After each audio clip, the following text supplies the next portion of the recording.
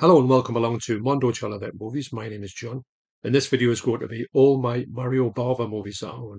Now, Mario Bava is an amazing director, Italian director of horror and other movies, and his horror films especially are literally a work of art.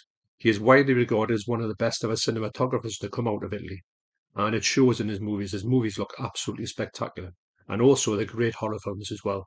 A lot of them are giallo films or slasher films. His horror films have incorporated a large amount of genre films as well. So he's got everything to offer. If you haven't heard of Mario Bava, you really have to get involved in his movies. If you like Hammer films, if you like slasher films, if you like giallo films, he's right up there. If you're aware of other Italian horror directors like Dario Argento, Lucio Fulci, Sergio Martino, I think they're all owe a debt to Mario Bava. He was the original. And when you watch his films, you can really see where a lot of the other films from these directors have been influenced by.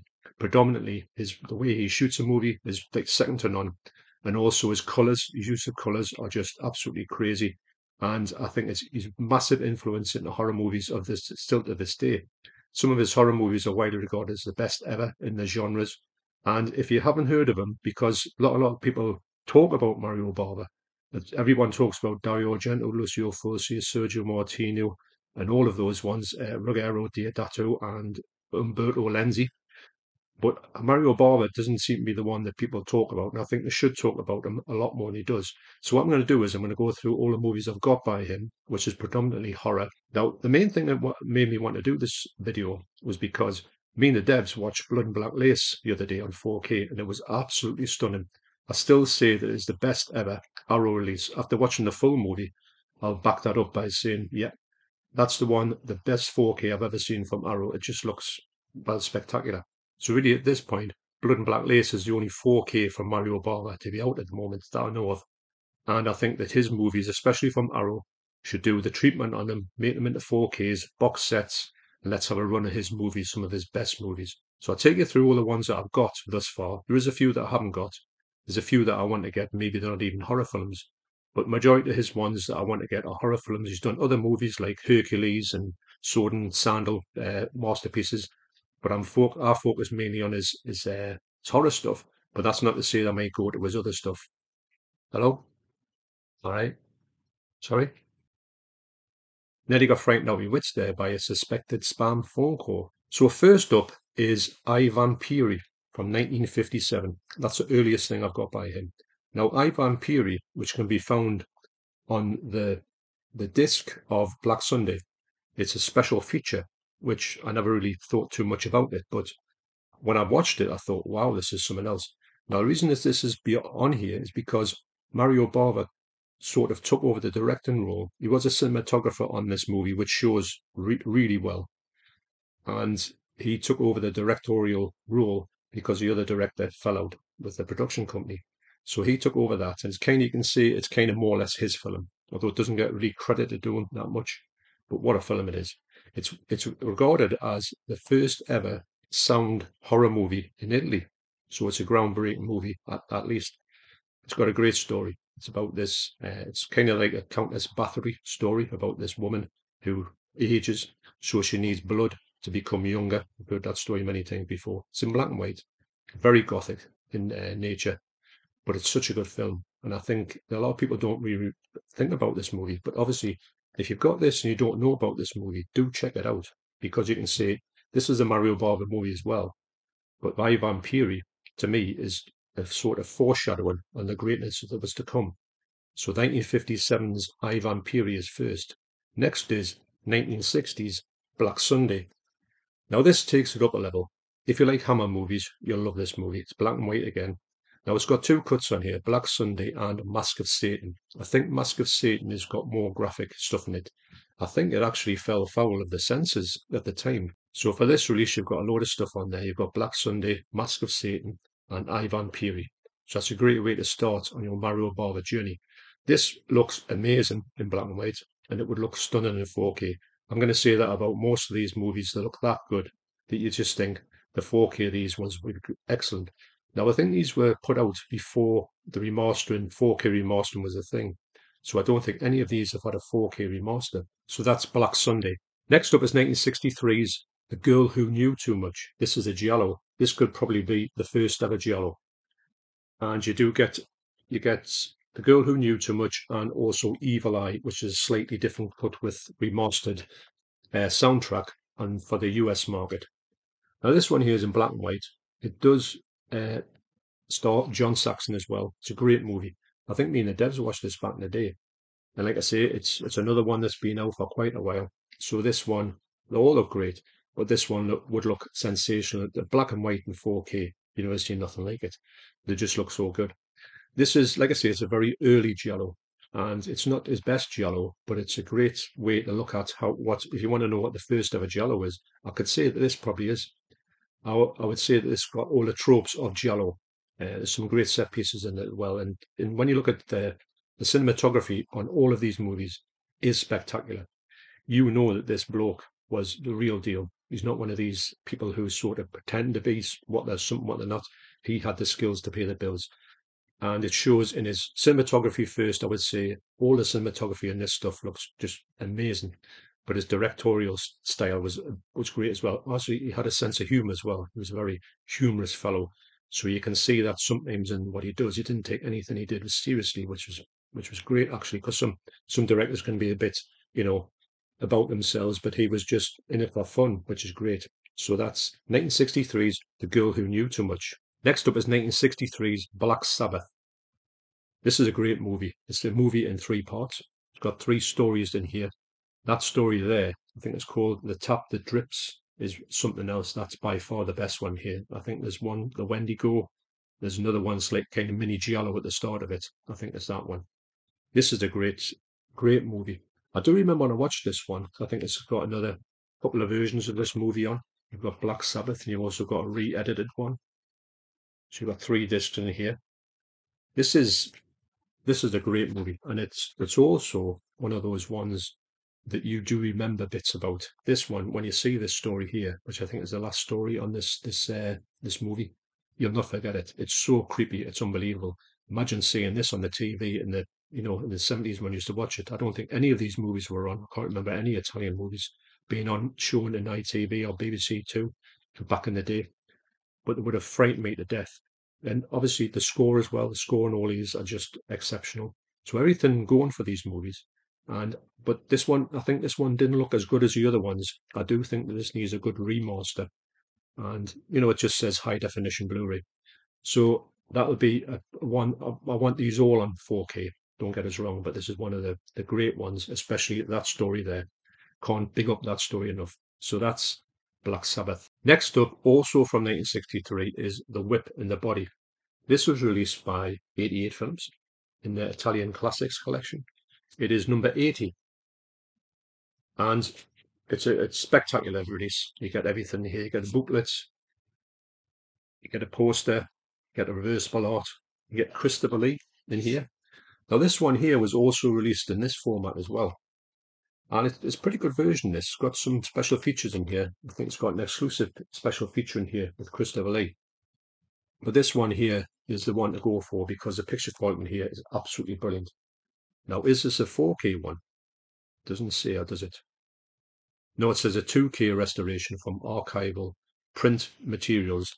But this one looks absolutely sensational. It's a big step up in picture quality from this one. But you do get that Christopher Lee extra on here. Now, Christopher Lee did have a time when he did want to go to the Italy market because he was a bit sick of working with the UK market.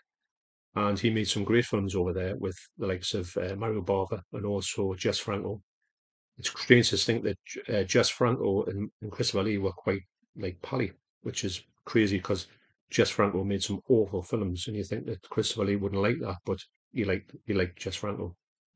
But this, I haven't watched this one actually. One of the rare ones I haven't watched. I do think this is more like, I'm trying to think, Statistic Kurt Meinleff. Christopher Lee returns to claim his title from his ailing father, and also turns his eye to reclaiming his former lover. Nevenka is now married to Kurt's younger brother, Christian. When Kurt is murdered, there is no shortage of suspects, but Nevenka claims that Kurt's spirit has returned from the grave to both torment and carry out their sadistic fantasies. Wow, a bit crazy.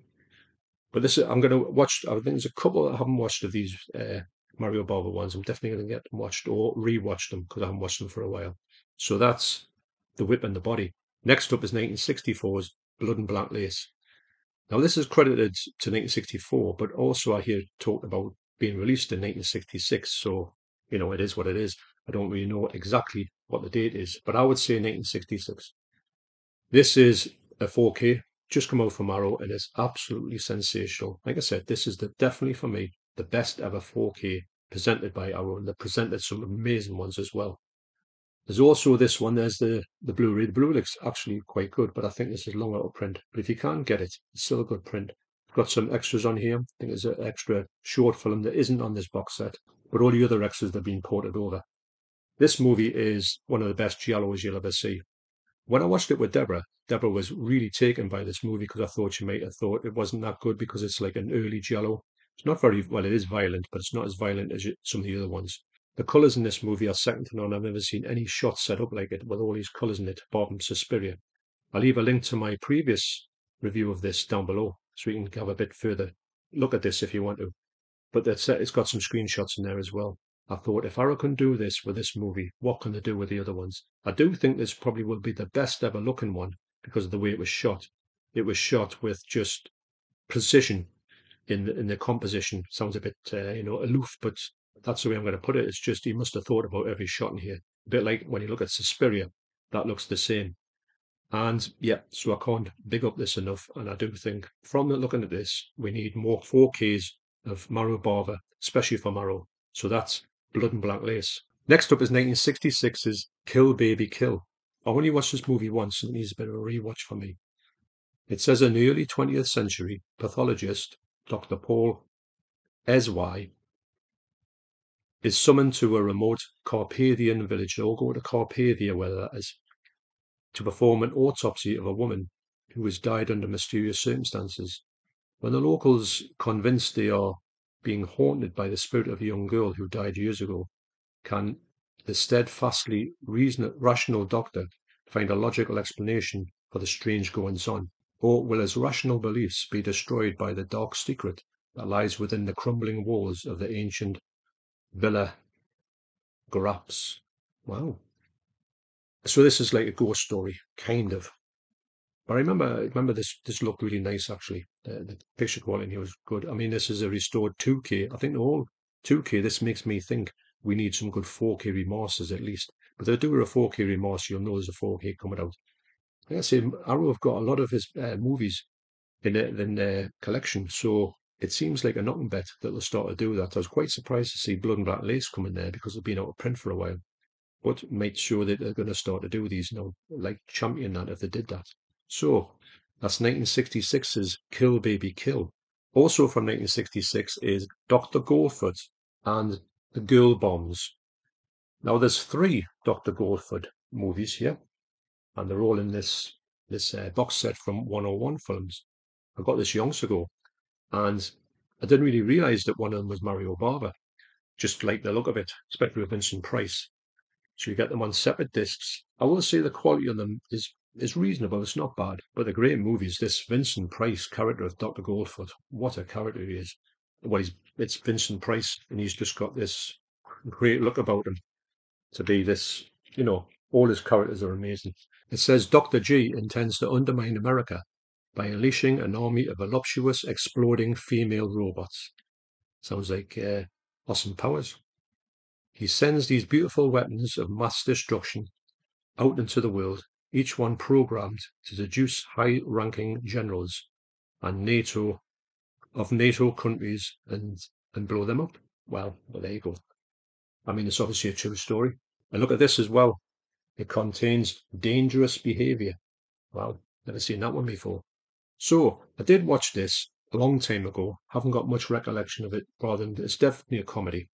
And it's got Vincent Price in it, and actually Vincent Price is the best thing in these. I don't think I watched the 3 of them, but I've definitely watched that one.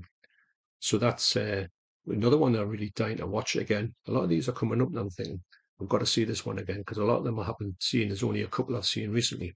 So that's Dr. Goldfoot and the Girl Bombs. Next up is 1970s $5 for an August Moon. What a great title! Another release from Arrow.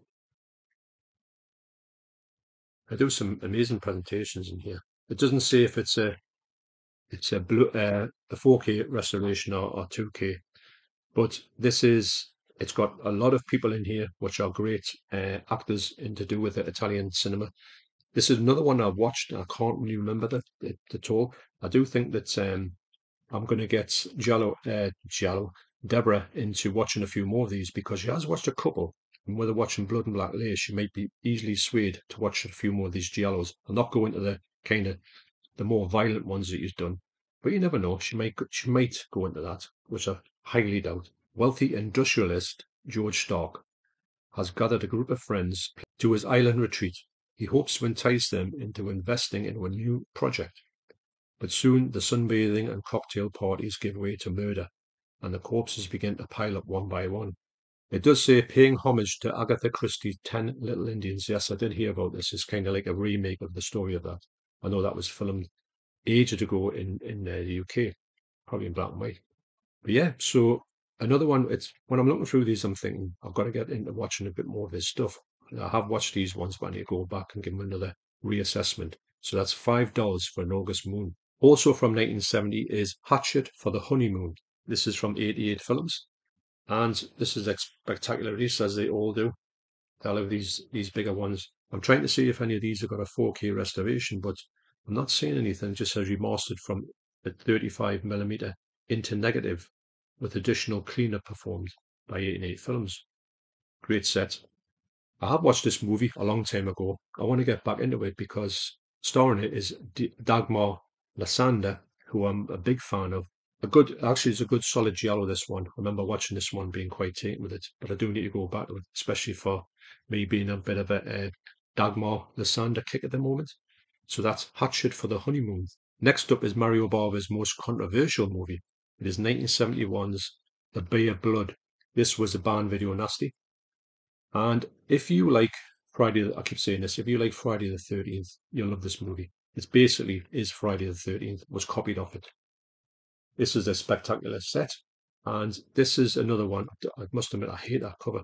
I know I've got it in there because you've got the spine out there. Don't have to have it in there because you can put a different cover on it. But I like to have it how it was originally put out. But I must admit, I don't like the scene with the octopus in there at all. It's pretty grotesque. Well, this is a great movie. Yes, it was banned, and yes, for 1971, this is really violent. It's such a great movie, and when you watch it, you can literally see that it is Friday the 13th. It's got some great plot twists in it. It obviously doesn't really go down the Friday the 13th route like a Jason killer, but everything else you can say is basically, Friday the 13th, and it's great for that. And I would love this one to come out in 4K because it does look great on Blu-ray. It's one of the first ever Blu-rays I got from Mario Bava, and I was taken by like I say, his cinematography, his direction. It really shines on these movies when you see them in spectacular fashion. You know how good he is and what an eye he had for a composition of the movies and how they looked and how they I mean, sometimes when you say a composition of the product, it makes you sound a bit like, like as if you're trying to say something into it, but you've got to put across the fact that this bloke was so talented. And if you're not kind of looking at his stuff, you're missing out in a big way because he's got this skill set which is unparalleled. If you like, say, Dario Argento, he can't hold a candle to Mario Bava in the way of his films looking. That's nothing away from Dario Argento. He is a great film director. But Mario Bava is just the man when it comes to these movies. So, like I say, highly recommend it, but this is probably the one that is the most out there in the way of graphic nature. That is the amazing The Bay of Blood. Next is 1972's Baron Blood. This is a great movie, and I tell you what, there's some spectacular set pieces in here. The way this movie looks, I'm right in thinking that this is the one where, is it Elke Somner? She gets chased in this fog, and it's so good, it looks amazing. And it's more of a sort of like a sort of castle thing, like a Gothic castle. And there's this fellow in here, Baron Blood, and he's doing these things for some reasons, which I won't go into it because that'll be a bit of a spoiler alert. But yeah, so it's got a great cast in here. Joseph Cotton, believe it or not, who is a big star in America, starting a load of these movies, these low-budget horror films. But another one that's highly recommended. It looks spectacular. This is one of the ones that will look amazing on 4K because the way it's shot is a bit like Blood and Black Lace. It's just the look of it is probably well better than the movie, but that's not taken any away from this sort of this haunted castle movie. So that's Barren Blood. Next up is 1973's Lisa and the Devil. This is a great movie, and it's the one that I'm saying is great, and I can't really remember the story of it because I'll tell you a reason behind that when I talk about the other movie that's on here. Lisa, an American tourist traveling in Spain, loses her tour party and seeks refuge in the tumble-down mansion of a blind countess after being guided there by the distinctly satanic butler of the house, Telly Savalas. The son of the countess notices Lisa's striking resemblance to this dead lover and pursues her as a night of murder, strange and dark hallucinations, begins.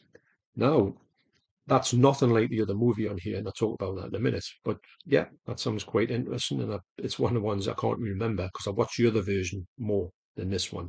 So that's 1973's Lisa and the Devil. Next up is 1974's Rabid Dogs, although it wasn't released until 1977. Got two cuts on here, Rabid Dogs and Kidnapped. This movie here is a great movie. It takes place predominantly in a car.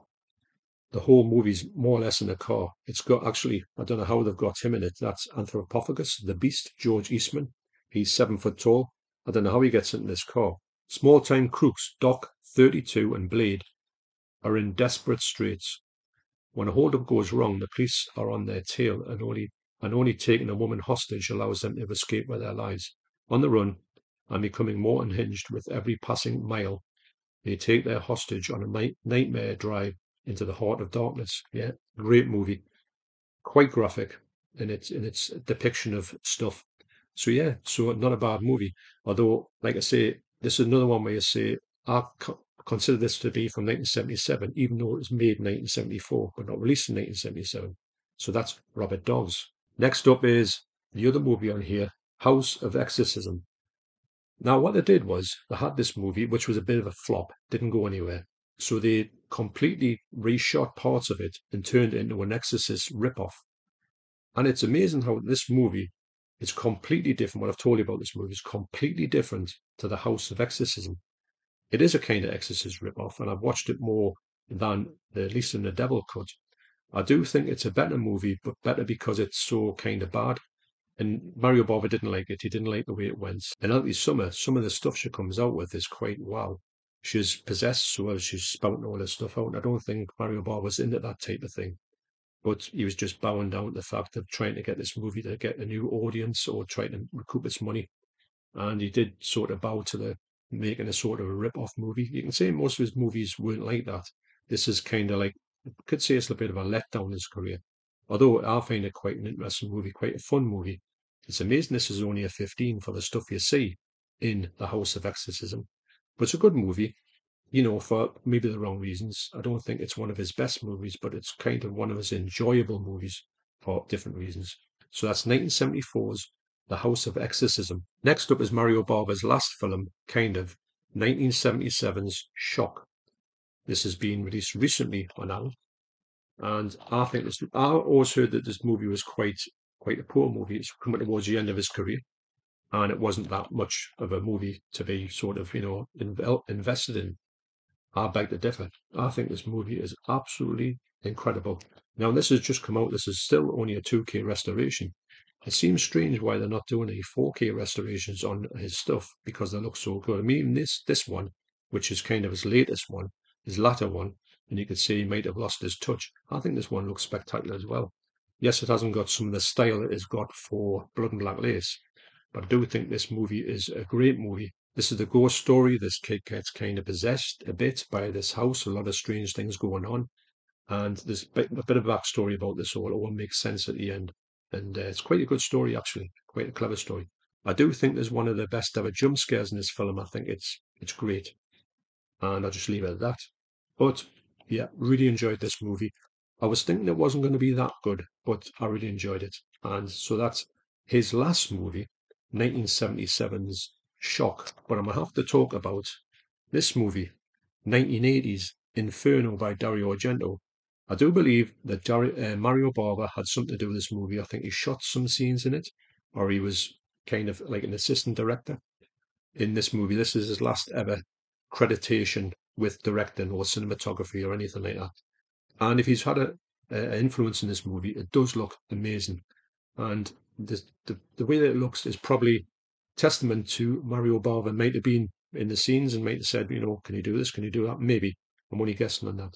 But he did have some kind of influence in this, or maybe co-directed parts of it, or scenes in it. So that's 1980's Inferno. So there is more to do with Mario Bava and Arrow. I think he's got another couple of titles that I'll be after getting. Hello, it's me. Is that you? Well, that's great then. This is just me coming on here and talking about the fact I've got another Mario Bava movie here.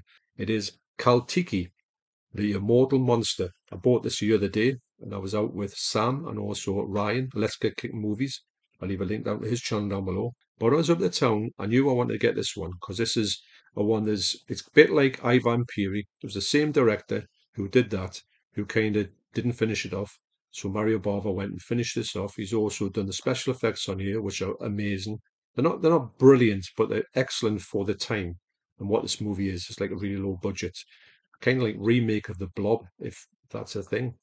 And it's in black and white, and it's a 2K restoration from the original camera negative, and it looks pretty good actually. Though Ricardo Frida, who was the original director of Ivan Peri, but he didn't finish off, received sole directing credit, a significant portion of the film was in fact the work of Mario Bava. I think it comes after Ivan Peri and before Black Sunday, so I'm going to say late 1950s, but I just thought I'd pop on here and just tell you about this one. So add it to the mix. If you're going to go and get the complete stuff, or the stuff I've got anyway, from Mario Bava, do know that this one is one you should include in that. Like I say, I saw this loads of times, never give it a second glance, didn't really look at it at all. But the fact that he's involved with this made me think, I've got to get this movie. And it's maybe one that's passed you by as well. So that's Caltiki, the Immortal Monster. But I do think that 4K route for Mario Bava is essential because after Blood and Black Lace, there is no finer looking movie for me. And if these movies look this good on Blu-ray, and some of them you can tell need a bit of an update, I think they would look sensational on 4K. So that's my hopes for years to come. And if you want to really check out one of the best ever Italian directors and cinematographers of horror and other movies, you've got to check out Mario Bava. So, thanks for watching. You take care, and I will see you in the next video. Cheers.